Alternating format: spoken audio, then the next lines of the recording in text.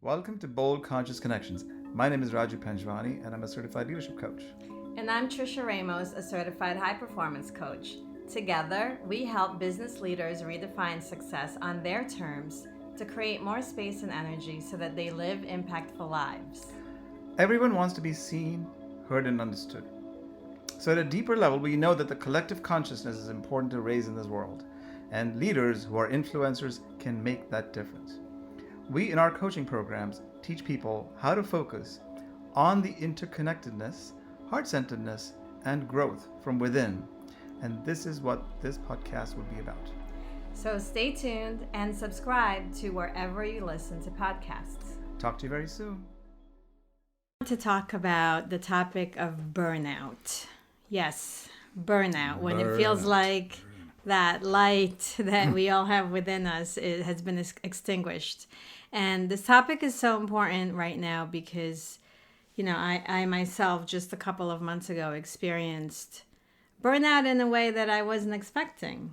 I've been burnt out one other time in my life before, and that was when I was, it was about 6 years ago, and I thought that the burnout happened because I wanted to leave my job, but I was procrastinating, postponing, finding reasons not to do it. And so when the burnout happened, I just thought, well, it's because I'm doing something I don't want to do. So it was really a surprise to me a few months ago, when I discovered that I'm burnt out again. Only the difference is this time I'm actually doing my life's work and loving what, this all is. So that was something for me that I had to really think about. How did that happen again? So it isn't about that I'm doing something different or... So what occurs, what you classified as a burnout, so everyone has their definition, I'm sure, right? I don't. So for me, when you say burnout, I think of it as utter exhaustion to a point where it's as if my inner energy and my focus is just completely not there. Mm-hmm. Is that sort of the what happens? Well, it's that it's over a prolonged period of time. I think for me, it happens, and I've seen it with friends and clients, family members, when there's a misalignment, like a prolonged misalignment going on, where perhaps your heart wants something else, but then your head tells you have to, act in a different way. And that misalignment really does cause issues with our nervous system. So it's what you described. It's like a general fogginess, a lack of clarity, a lack of like pep in your step, where I consider myself typically a very energized person. And, for a while there, right around the holidays, I just felt so low energy. Something wasn't right. There was just like this feeling of, oh, I don't feel well, wanting to sleep all the time, or just even if you're sleeping, it still doesn't feel like you're rested. Right. No, so I understand that. I identify that feeling, and it's hard to put these things in labels, right? So, but any number of these symptoms or feelings. I mean, I've had this same thing where when we finish, let's say, a pretty intense several sessions of clients, you just feel so drained. That could be temporary, or that could be a little longer. But that sounds like, to a point of exhaustion that you just need to kind of reset in your body, right? Burnout is not like, it's not a momentary thing. It's happening for a period of weeks, months. And for people listening, you could have a year or two where you can recall a time when you perhaps didn't, feel like you really accomplished or moved the needle in your life, and, recognizing that was a time when you perhaps were burnt out. And it really is just this extreme, overwhelming exhaustion that causes one to not want to participate in life. Well, that's pretty big. That's pretty big if somebody doesn't want to do that. And I think we've all had moments of that this year. My goodness. And maybe some long days. And I've had situations this year where I'm as you were saying, sleeping. I think I slept more. I was in bed more than I ever have been in my life, but it just doesn't, at times felt like I didn't really wake up rested or ready to go. And, I know we consider ourselves high performers. And so we understand that idea of being productive, but in flow, so that you're not really burning yourself, but finding ways that you'd actually be more productive without having to do all day. Yeah, and just to go back to the lack of desire to participate, that'll show up in missed workouts. I found myself skipping my workouts, skipping my routines. It'll find itself in relationships. If you're not wanting to participate, then chances are you're not having those tough conversations. Or, it's so easy to just say when you're burnt out, I don't have the energy to deal. And the minute you start hearing yourself say something like, I just don't have the energy for this right now, whether for it's a period of time, like on a regular basis. Whether it's interacting with your family or interacting with your friends, or doing something that is going to perhaps take your business to a new level, but it just feels too daunting. Whereas any other time when you weren't feeling drained, you would have probably done that with excitement, with passion, with drive.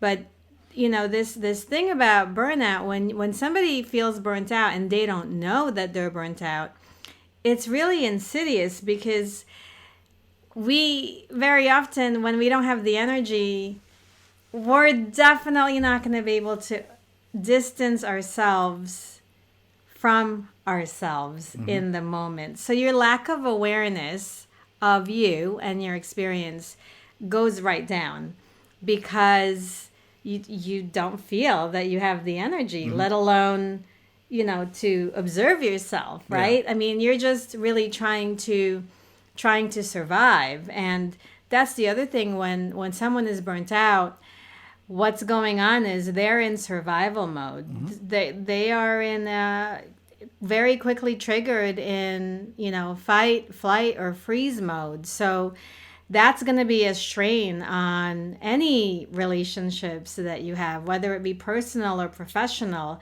When you find yourself having no patience for certain things, being short, it's like a short circuit, like someone says something and in the past it wouldn't have impacted you, but then you find yourself being triggered by, the smallest things. That right there is indication that there's something, going on. And the thing is, when our bodies just want to preserve that energy because we don't have it, it really is going to make your focus super, super, super narrow. And that's why that survival mode is like a component of it. So it really helps to have a support network, people that you trust, that you can have conversations with, that, you can reach out to a health professional, let them know what you're feeling. It's so easy, especially for women, I think, to ignore these types of symptoms, because, moms, are always taking care of someone. There's kids involved, and, certainly it's been a rough year for most people. So it's so easy to overlook ourselves. And it's when we don't notice, when we don't take the time to notice, this is really this idea of burning out. There's a tipping point, It happens gradually, and then suddenly you're there. And how do you get out of it? Because it's not something you just wake up for one day and then it's gone. Well, I mean, there are causes, right? Everything has a cause, but it's very, very difficult in that type of situation to trace what's causing it. Now, this year has been, let's talk about some examples, right? So we know people who I mean, even today, I know of friends who are going through this, and some of my family. So, you're a leader, you're running a company globally, and you're so restricted by all the rules and regulations that are governing your local state and city, and then there's people outside your state and country even that are your employees, and you want to be able to speak cohesively as the leader of the organization to say what's our policy on perhaps going back to work in a certain way, or what the rules are of engagement, how many days and how many hours, and what does it take, and what's our company policy, and all of these things. It can be very confusing, and to the people receiving it.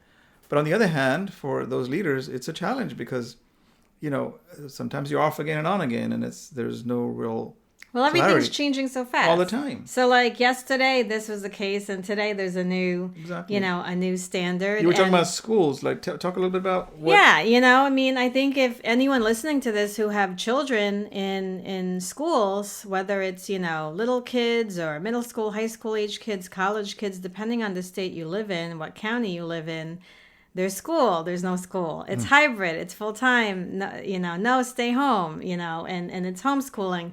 And I think those types of adjustments, I think as human beings, we are capable of adapting, obviously, right? That's in our nature. However, when we are having to adapt without having moment to rest from the adapting, where that bar, it keeps moving. You think the bar is here, you're doing everything to reach it, and it moves again. And you're doing everything, and it keeps moving. And so 1 minute, you don't know if you want to put your guard up or if you want to let your guard down. Those types of, sudden shifts, we don't realize it. We take for granted that those actually are doing something to our nervous system. Exactly. And even the idea of telling yourself, okay, you can handle this, remain calm, even that takes energy. Everything takes energy, right? So, or even just telling yourself, I'm not going to get triggered by this. You think that helps? That actually is also taking energy, because now you're focusing on what you're not going to do. So now you're in this resistance space. And not so much in allowing, not in an allowing space. So all of the, information overload coming in from different sources, opposing sources, and people not really knowing which is which, all of that collectively, compiles, and it really just adds up. And I think if you don't have practices that allow you to be able to release, some of the tension, the stress that you just pick up from a normal day-to-day living, and then you combine all of these things to it, it's so easy for someone to really feel the effects of this. And the thing is, once you're there, once you're burnt out, then it starts showing up in your body. Perhaps if you have some sort of autoimmune, issues, you might experience a flare-up. Maybe a simple, something that might have been nothing. Now you feel pain in your body, and you can't explain why there's pain there. I mean, these are all the different ways that unresolved tension, stress in our bodies begin to show up. And there might not be a reason, physical reason why, but because our nervous system, emotionally, mentally, you're like in this space of, oh my God, I just can't do it anymore. Well, then we're very powerful beings. And I'm going to say that because we're so powerful that sometimes one of our defense mechanisms is to manifest physical pain. Because, hey, guess what? Guess what happens when you now have physical pain in your body? You're forced to take a break. It actually gives you, I guess I don't want to use the word excuse, but it kind of does. It gives you kind of like a license to take a break, especially if you haven't given yourself one. So if you're someone responsible for a lot of people or a lot in your life and you find yourself experiencing pain that's preventing you from fully participating, this is something to really explore and really think about, to what degree what we're sharing here with you is resonating. Well, the question is, do you allow this to get to a point where this happens, or do you, try to step ahead of it and say, I'm going to have these practices that, whatever little you can do, some of those practices we can share with you, that really allow you to catch that moment where you're not waiting for all it to be over and then, okay, I'm going to take a break because now the body is given out. Because, as you said, we're so powerful. Our bodies are amazingly perfect. All the systems are, aligned with each other. But when we're not aligned internally with ourselves, energetically, that's when you start to see the imbalance show up in the body. Well, yeah. Some kind of pain or other misalignment or swellings and other forms of dis-ease. So how do you stay ahead of it? I mean, there's no way there's no perfect answer, but, certain things do work. Certain things allow you to take that break even in a given day. You don't have to wait, for every quarter to have your quarterly vacation. That's great too. As I think we were talking about having a daily practice, a weekly, a monthly practice, that you allow yourself that, knowing that, hey, I don't want to get into that zone of, burnout and exhaustion, utter exhaustion. I've had some really utter exhaustion in my life, maybe 10, 15 years ago, where I just didn't know what I was going to do with myself. And it was to a point where even just you were so tired you couldn't sleep. I mean, if you've ever had that feeling, my God, it's the worst thing. And then you try other things to maybe, relax you and medications and other forms of, external help. Things aren't the ideal thing for you to, they're the worst things for you to do in that moment when you're really in that utter exhaustion mode. So the key is not to get there, or find ways that you have practices in your daily life that allow you to... Preventative measures is what you're speaking about. And that's always better than having to be in defense mode, right? So, we're going to share with you 3 practices. So take a pen out, write this down as you're listening. But there are ways, simple practices you could do to be able to release that stress that you're feeling so that, you can prevent this idea of sudden burnout. I don't know where that term came from. It felt sudden to me when I found myself burnt out a couple of months ago. And for me, it was very serious because I ended up being in hypertensive crisis and I had no idea. So I think that once your body starts shifting and doing things to protect itself, then that's really when, that imbalance can really create all kinds of wacky situations. And depending on your health history, depending on your age, depending on your lifestyle choices, how quickly you bounce back is going to vary person to person.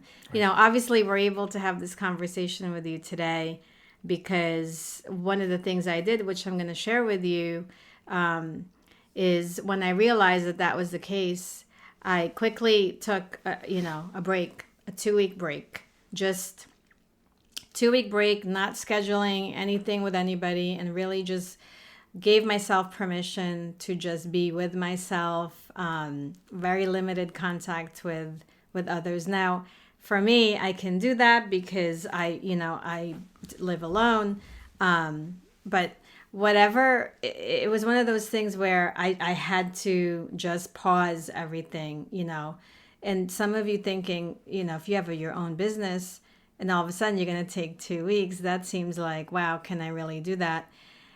It's when you ask yourself, can I really do that? It's probably when you actually really need to do it, because chances are, if you haven't done it yet, if you haven't already given yourself a break at some point in this past year that we're having, you're long overdue. And, we talked about a bow and an arrow before, and how much further and faster that arrow can go, the further you pull it back. And, we aren't meant to just keep going nonstop. We're not Energizer bunnies. I love this quote I read in the book. When you hit the pause button on the machine, it stops. But when you hit the pause button on the human, it starts.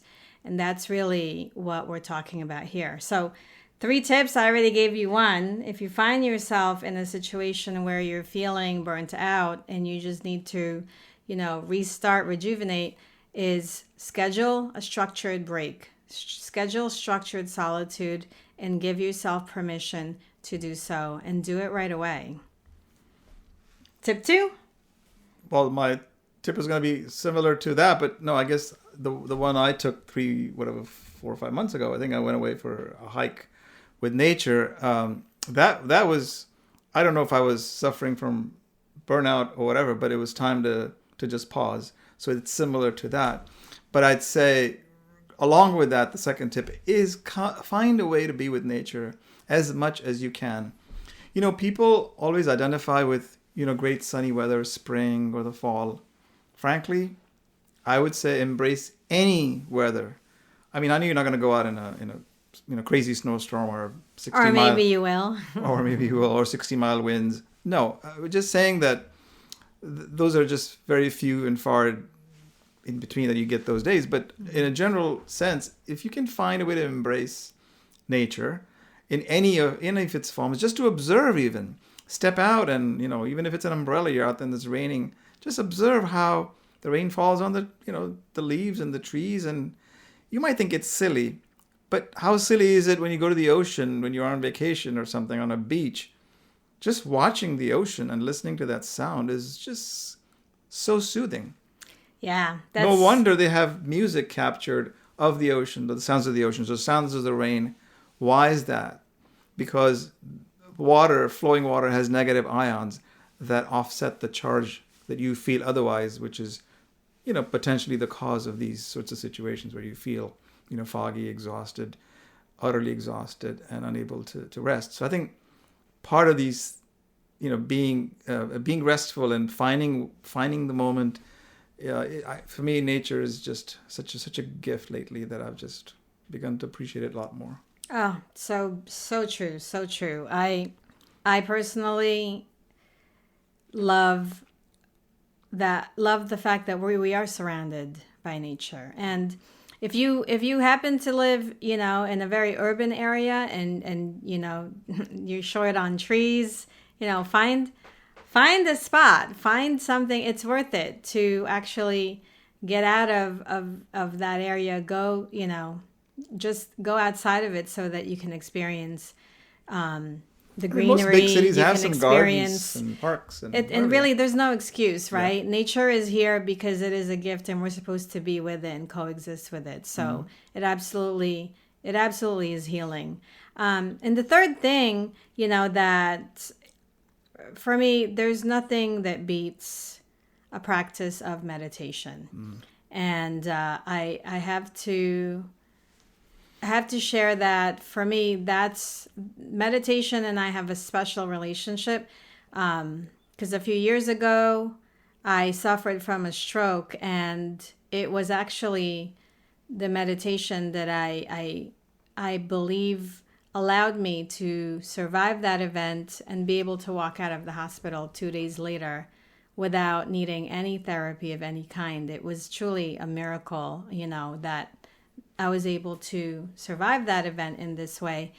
And it was the meditation that allowed me to just calm my mind and put my nervous system at ease, which is actually what you want to do. You want to use your ability to control your mind to call up calm, to center yourself, to give yourself that, I want to say, self-love, right? And if you can cultivate a meditation practice where you're giving to yourself, there's so much power in that, because so much of what we look for, we think we can find outside of us. And what meditation has, does is it shows you that actually everything we need is within us. So listen, everything we've shared with you, these three things, structured breaks /